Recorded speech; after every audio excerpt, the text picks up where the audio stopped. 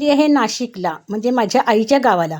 इथे प्लास्टर वगैरे किचन ओटा सगळं तसंच करायचं आहे आम्हाला, कारण आम्ही इथे जास्त येत नसल्यामुळे हे सगळं रूमचं काम आम्ही डिसेंबर किंवा जानेवारी महिन्यामध्ये 2 महिन्यात कंप्लीट करायचं ठरवलं आहे. पण गावाला पाण्याची कमतरता असल्यामुळे सगळं असंच राहिलं आहे. आम्हाला ओटा करायचा आहे, त्याच्यामुळे सिमेंट आणलेलं आहे. मला चपात्या करायच्या होत्या, मी इथे चपात्या केल्या आहेत.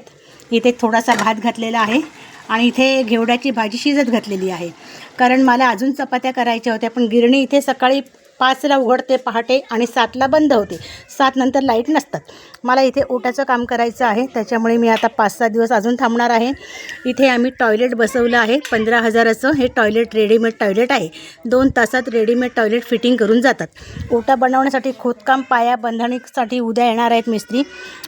रेती आणून ठेवलेली आहे, दगड आणून ठेवलेली आहे. इथे भुईमुगाच्या शेंगा कशा वाळत घातलेल्या आहेत बघा, तुम्हाला मी दाखवते. भुईमुग आहे, शेंगा.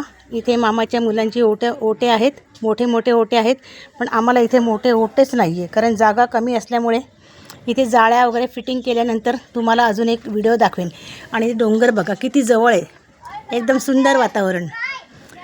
ट्रॅफिक नाही, काही नाही, सुंदर वातावरण. नाशिक शहर नाही, नाशिक गाव. Okay, bye.